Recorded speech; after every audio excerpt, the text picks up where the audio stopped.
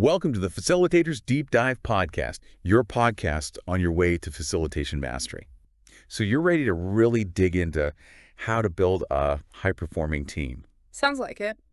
And Yeah. you sent over some really fascinating stuff about this Generative Relationships STAR model. Right. We'll just call it STAR Okay. for short. Yeah. It looks like a pretty amazing tool for figuring out what's going on in your team, but also for taking action to make things even better. Absolutely. So Yeah. what I think is really cool about STAR Okay. is that it's not just some theory, Yeah, no, it's a framework it's very practical. and a It's process. a very practical process for teams to understand their own dynamics and then take steps to actually boost their performance. Okay, I'm all Yeah. about practical. Okay. So let's break down this STAR acronym, Yeah. shall we? Let's do it. Okay, Each letter represents a critical dimension of team interaction. okay, Separateness, okay.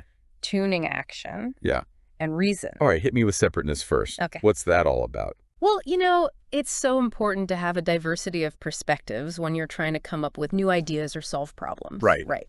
So that's where separateness comes in. Okay. It's about acknowledging and valuing the unique skills that everyone brings to the table, Makes sense. their experiences Yeah. and viewpoints. Yeah, I was thinking like a team full of clones. Oh, yeah. Even if they're brilliant, they're going to get stuck Totally. in the same thought patterns. Exactly. So separateness encourages teams to move beyond just tolerating differences to really seeking them out and using them as a strength. So it's not just about like checking diversity boxes or whatever. Right. It's about making an environment where everybody feels comfortable Yes. bringing their whole selves Yes. to the team. Your authentic selves. Right. Yeah. Okay, so what about tuning?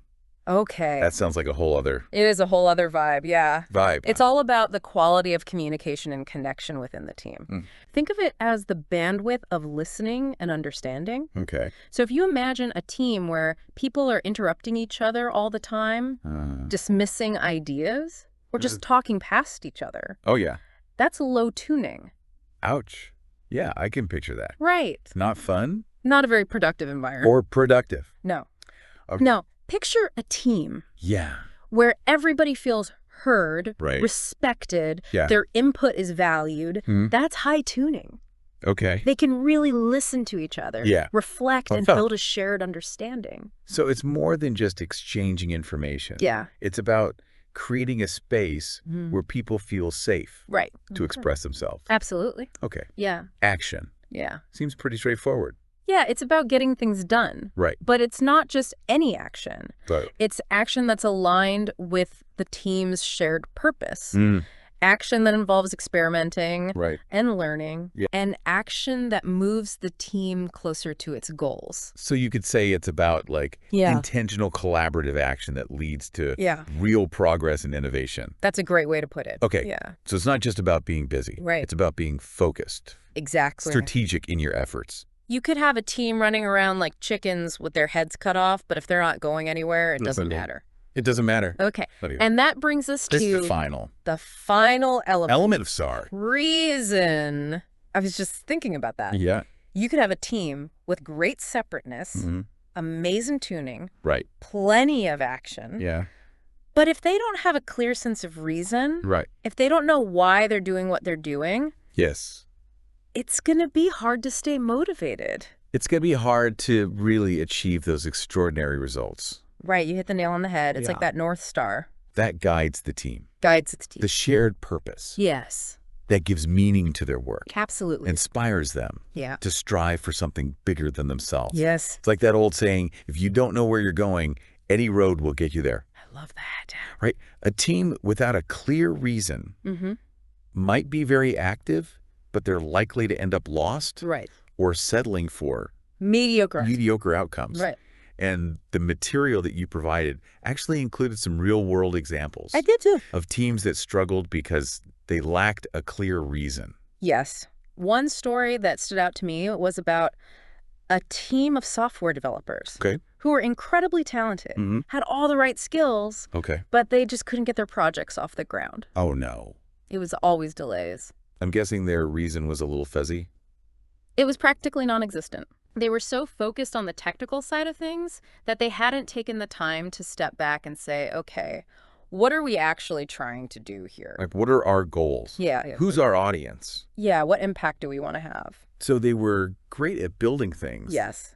But they didn't really know what they were building or Right. why. Exactly. I can see how that would lead to problems. Yeah, all sorts of problems. Okay, so then on the flip side, Yeah. the material also highlighted Yes, it did. examples of teams with a very strong sense of reason Yes. who were able to achieve Remarkable outcomes. amazing results. One story that I loved was about a team of healthcare professionals Okay. who were trying to improve patient care in a very under-resourced hospital. Okay, that sounds challenging. Very challenging. What was their reason? Their reason was to provide the highest quality care to every patient, regardless of their circumstances. Okay. They were very committed to this purpose. Yeah. And it informed every decision they made. That's inspiring. So even though they had these big obstacles, Right. having that reason kept them going. Absolutely focused and motivated. Now, what's interesting is this team didn't just like stumble upon their reason. Yeah. It was something that they created together. It was a conscious effort. Yeah, through like a process Yeah. of dialogue. Shared reflection and dialogue. So it wasn't just handed down to them. No, it came from within The team. the team itself. That makes a lot of sense. Yeah, and it highlights an important point. Okay. Reason isn't something that just exists. Okay. It has to be cultivated, Right. nurtured. Yeah. This is all starting to click for me. Great. But I am curious. Yeah. How do you actually use this STAR model in the real world? That's a great question. Is it just a matter of like thinking about these 4 elements? Yeah. Or is there a more structured approach? That's a great question, and it's something we'll delve into in the next part of our deep dive. Okay. But STAR isn't just a theoretical framework. It has a clear process for application, Okay. and it starts with individual assessment, Okay. where each team member takes a moment to reflect on their team's dynamics through the lens of these 4 elements. Got it. Okay. Yeah. So each team member assesses the team's dynamics. Mm-hmm. What's interesting is that even just that act of reflection, Yeah. taking a pause Mm-hmm. to think about each of the elements of STAR Right. could be insightful in itself. That's true. You might realize something Yeah. you hadn't really consciously thought about before. Sometimes just stepping back and looking at your team through this lens can be illuminating. Yeah. But the real magic happens when you bring all of those individual perspectives together. Okay, so let's talk about that next step. Okay. The group discussion. Yes. This is where things could get really interesting. This is where it gets really interesting. Right, especially if There are some differing opinions Yeah. about the team's strengths and weaknesses. Yeah, about how they're doing on each of the elements. Exactly. And this is where skillful facilitation is so crucial. Okay. You really want to create a safe and supportive environment Right. where people feel comfortable sharing their honest assessments. Yeah, it's not about pointing fingers Yeah. or saying who's right or wrong. No, it's about understanding. It's about getting a deeper understanding. A deeper understanding of the team's dynamics. Yeah, and identifying those patterns. Identifying those patterns that might be holding them back. Exactly. And one of the things I love about STAR is that it shifts the focus away from blaming individuals Right. to understanding how the team interacts as a system. Okay. So it's not about saying, oh, you're the problem because you're not doing X. Yeah. It's about saying, how can we as a team create an environment where everyone can thrive Right. and contribute their best? That's a much more empowering and collaborative approach. And much more. Okay. Yeah. So in this group discussion, would it be helpful to have some sort of visual representation Yes. of the STAR model? Visual aids are so helpful for Well, making these abstract concepts more concrete. Like a radar chart or something. Yeah, you could use a radar chart, Okay. a matrix. Uh-huh. You could even just draw the star on a whiteboard Right. and have people plot their ratings for each element. That's a great idea. Yeah, it gives everybody that shared reference point. Yeah. And it helps you to quickly see, Right, where people are aligned and yes, where are we aligned? where they might see things differently. And where do we have different perspectives? Okay, and those differences. Yeah. That's where the gold is. That's where the gold is, because it invites you to explore why. Yeah. Why are we seeing this differently? Like if one person says tuning is great and another person says it's terrible, Exactly. what experiences led them to that? What specific experiences are leading to these different assessments? Right, like maybe one person feels heard in meetings and another person feels like they're always being interrupted. That's a perfect example. Right. And by surfacing those different experiences, the team can start to identify those subtle patterns that might be undermining their effectiveness. Okay. This is starting to make a lot of sense. Great. But I am curious what happens Yeah. once the team has sort of identified their relationship pattern. Okay. They know their strengths and weaknesses. Uh-huh. Maybe they see some areas where they need to make adjustments. Right. What's next? That's where you move from diagnosis to action planning. Okay. And this is where those liberating structures that we talked about earlier can really come in handy. Okay, I remember those. You remember those? Yeah. Those simple but powerful methods for structuring group interaction? Yeah, for unlocking creativity and collaboration. Yes. And because they're so versatile, Okay. you can use them to target areas where a team needs improvement based on that STAR assessment. Okay. So, for example, if a team realizes they're low on separateness, they could use liberating structures like Conversation Cafe or Shift and Share to encourage diverse perspectives and challenge assumptions. So it's like a toolkit It is. that you can choose from. It is like a toolkit. Yeah, depending on the needs of your team. You got it. Okay, I'm starting to see how this all fits together. Good. So you assess your team Uh-huh. using the STAR model. Right. You figure out those areas where you might need to boost certain elements. Exactly. And then you use liberating structures to take action. Yes. It's like a recipe. It's a recipe for success. Okay, I'm sold on the theory. Good. But I always love a good real-world success story. Oh, me too. Me too. Do you have any examples of teams that have used STAR and these liberating structures to get some amazing results? Oh, absolutely. Yeah. In fact, Huh? one of the articles you sent had a fascinating case study Okay. about a team at a tech company Huh. that was struggling with innovation. Oh. They felt like they were stuck in a rut, Okay. coming up with the same old ideas, not really pushing the boundaries. I bet they scored pretty low on separateness. You guessed it. Okay. Their team was very homogenous in terms of backgrounds and perspectives, and it was really stifling their creativity. Right. So they decided to give STAR a try. Okay. And during their group discussion, it became very clear that they needed to inject more diversity into their thinking. Okay, so what did they do? Well, Did they, go on a hiring spree? they considered that, but they also wanted to tap into the diversity that was already there within the team, Okay. even if it wasn't immediately apparent. Right. So they decided to use a liberating structure called Troika Consulting. Troika Consulting. Have you heard of that one? That rings a bell, Yeah. if I remember correctly. Yes. It involves forming these small groups, Mm-hmm. and people take turns presenting challenges Yes. and getting advice from their peers. It's a great way to get fresh perspectives Right. and tap into the collective wisdom of the group. And in this case, it really helped those team members see each other in a new light. Yeah. They realized that even though they might have similar job titles, Right. they all had really unique experiences and perspectives that could really contribute to that innovation process. I love that. It is. It's like you said, uncovering those hidden gems Yes. of diversity. And are often overlooked. Yeah, okay, so did they just do one round of this Troika Consulting? Well, they found it so valuable Yeah. that they decided to make it a recurring practice.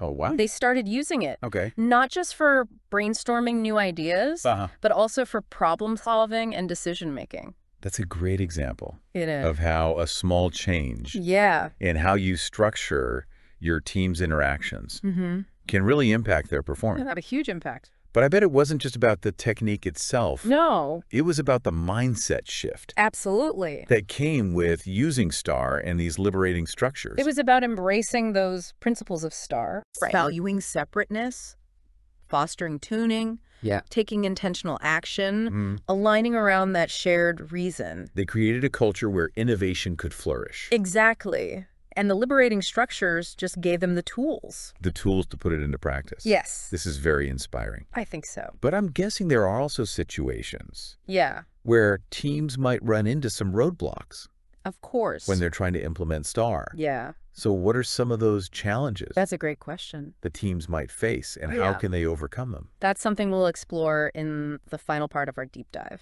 Okay. Okay, so we talked a lot about the STAR model We did. and those liberating structures. But, not every team is going to be like, yes, let's do STAR. Yeah, change can be challenging, Yeah, even when it's a good change. even when it's positive. So what are some of the roadblocks Okay. the teams might run into when they're trying to implement STAR? Well, one of the biggest hurdles is getting everyone on board with the process. Okay. Some people might be skeptical or resistant to trying new things. Right? Or just too busy? Or just too busy. Yeah. It's that we've always done it this way. It is. Mentality. It's a classic. So how do you overcome that resistance? Well, you don't want to force people into doing something they don't want to do. Right. It's not going to work. So a better approach is to start by building buy-in. Okay. So instead of presenting STAR as a top-down mandate, you frame it as an opportunity for the team to improve their own dynamics and achieve their goals more effectively. So it's about empowering the team. Exactly. Not just telling them what to do. Not dictating to them. Yeah. I like that. Anyway. And it can be helpful to start small. Okay. So instead of trying to implement the whole STAR model all at once, maybe just focus on one element that the team is struggling with. Okay. So, for example, if tuning is an issue, you might start by introducing some simple practices to improve communication and listening skills during meetings. Yeah, start with something manageable and then show them that it works. Exactly. Show them that even small changes can make a big difference. Okay. And then once they see those positive results, they'll be more likely to embrace the full model. Okay, that makes sense. Yeah. What about Yeah. sometimes even if teams are excited about STAR, they might get stuck in the assessment phase. Yes, that's another challenge I've seen. Right. And not actually make a plan. Yes, they might identify their weaknesses, Yeah. but they don't know what to do about them. It's like going to the doctor and getting a diagnosis but not a prescription Exactly. for how to fix it. It's like, okay, I know what's wrong, but now what? So how do you move from analysis to action? Yeah. Well, that's where those liberating structures come in. Okay. They provide that prescription. Right. It's one thing to say, we need to improve our separateness. It's another thing to actually do it. To actually put it into practice. Right. You need concrete tools and techniques to make it happen. That's why I love that table. Yes. That maps those specific liberating structures to each element of STAR. It's a great resource. Yeah. It's like a cheat sheet. It is. Speeding action. It takes the guesswork out of it. But even with the right tools, I imagine some teams might have trouble staying motivated. That's true. Over time. Yeah. How do you keep this from becoming just another flavor of the month? Right, that fades away after a few weeks. Exactly. Well, follow-up and accountability are so important. Okay. It's not enough to just do a STAR assessment and then forget about it. Right. You need to keep checking in. Yes, you need to build in regular check-ins. Yeah, to see how things are going. To track progress, celebrate successes, and make adjustments as needed. So make it part of the team's regular work. Exactly. Not just a separate project. Not a one-time thing. And it might be helpful to have a visual reminder. Oh, that's a great idea. Of the team's STAR compass. Yeah, like maybe post that radar chart we talked about in a visible location. Yeah, so it's always there. Yeah, so it's top of mind and people can see. And they can see how their actions are contributing to their goals. I love that. Yeah. Keeps it from becoming just another abstract concept. Yeah. Yeah, and another thing. Okay. Encourage the team to reflect not just on their progress, but also on the process. Okay. What's working well, what could be improved. Yeah. How are we feeling about this journey? It's an ongoing learning process. It is. It's not about being perfect. No. It's about getting better. Continuous improvement. Yeah. Okay. And as you embark on this journey, I have a question for you. Okay. How might using STAR shift the dynamics and outcomes in your current team? Ooh. What new possibilities might emerge if you consciously cultivated these generative relationships? That's a great question. It is. And it reminds me, this is about so much more than just like productivity. So much more. Or hitting targets. It's about creating a more fulfilling and meaningful experience of working together. Absolutely well said. Maybe we'll need to schedule a follow-up deep dive to hear all about your STAR success story. That would be great. Yeah. Thank you so much for taking us through this. It's been my pleasure. Really interesting exploration of the STAR model and liberating structures. A fascinating topic. It's given me a lot to think about. Good. About teamwork. Yeah. And the potential that every team has. That was all about the relationships. Well said. Yeah. And to all of our listeners. Yes. Thank you for joining us. Thanks for being here. On this deep dive. Yes. Into the world of high-performing teams. It's been fun. We hope you've learned a lot. We hope you got some good tools. And are ready to level up your own team dynamics. Take it to the next level. Until next time. See you next time on the Facilitators Deep Dive Podcast. your podcast on your way to facilitation mastery. Until next time. See you then.